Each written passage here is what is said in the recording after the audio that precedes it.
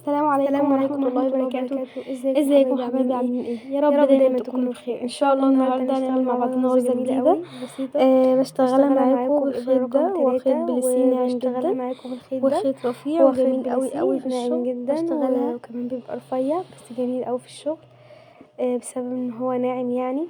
طبعا زي ما بشتغلها بإبرة متعودين 3 بنعمل سنتي. عقدة البداية زي بتاعتنا ما انتوا عشان شفتوا نبدأ كده. نشتغل ايه. طبعا بنبدأ نعمل نبدأ عقدة البداية نشتغل بتاعتنا. العينة تمام. بتاعتنا. انا بعمل معاكم ونبدأ نشتغل مضاعفات زي عدد ما احنا اربعة. متعودين. تمام. يا وبعد اما كده بقى ببدأ اول صف معاكم بيكون عبارة عن غرزة حشو. تمام زي ما هشوف في الفيديو دلوقتي بالظبط.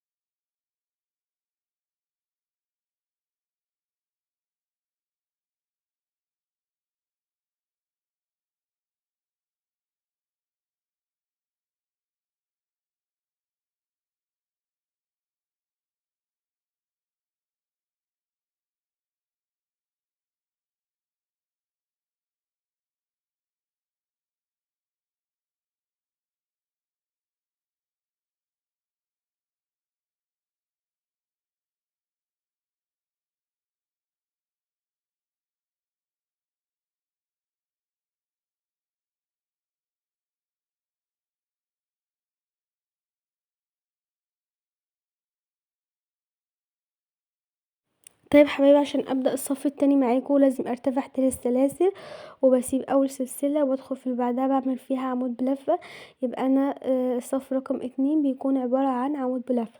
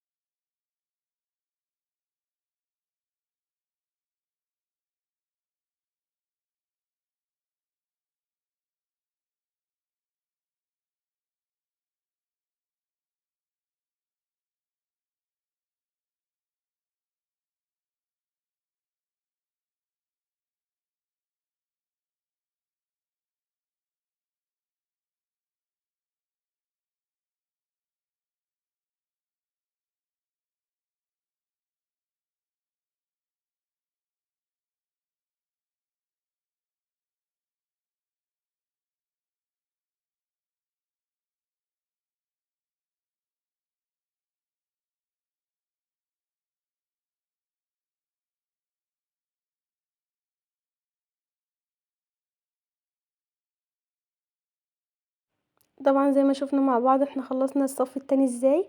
عملناه عمود بلفة، وجينا بقى عشان نشتغل الصف التالت. طبعا ارتفعت 3 سلاسل ولفيت الشغل بتاعي، وعديت بقى ايه، عديت العمود الاول اللي هو فوقيه ال3 سلاسل وسبته. ده طبعا مش بحسبه معايا، بعد بقى من بعديه العمود التاني والتالت.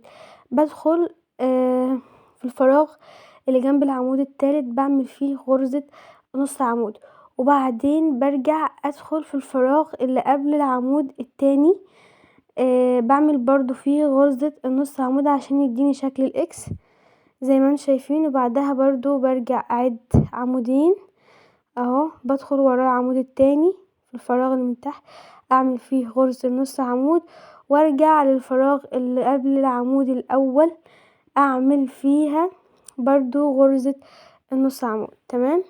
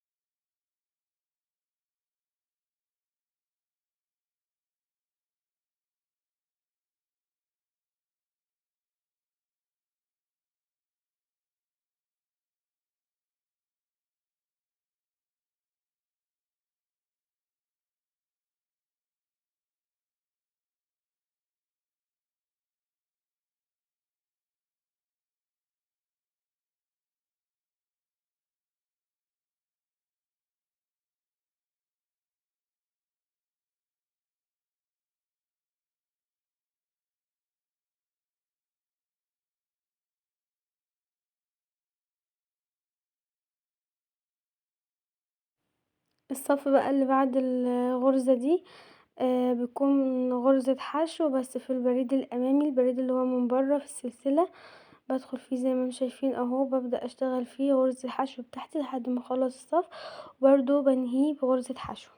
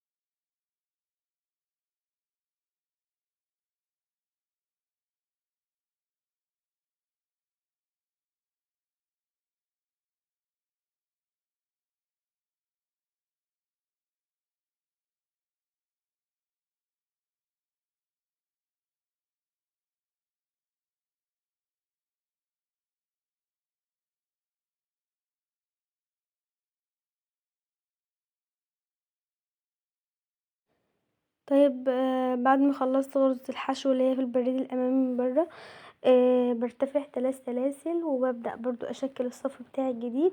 هيكون عبارة عن عمود بلفة لحد ما اخلص الصف كله، بيكون عبارة عن عمود بلفة.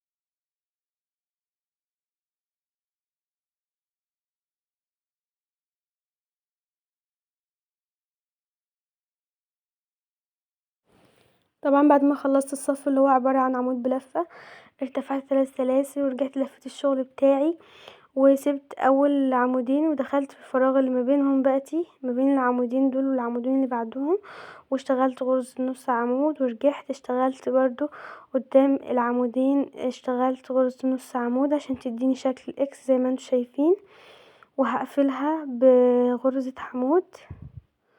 ومن هنا ورايح بقى الغرزة بتبقى ايه، بتبقى تكرار معايا لنفس الصفوف دي، لنفس عدد الصفوف دي اللي هي غرزة حشو، غرزة عمود، غرزة الاكس بنص عمود، وبعد كده غرزة الحشو اللي هي في البريد الامامي من بره. تمام.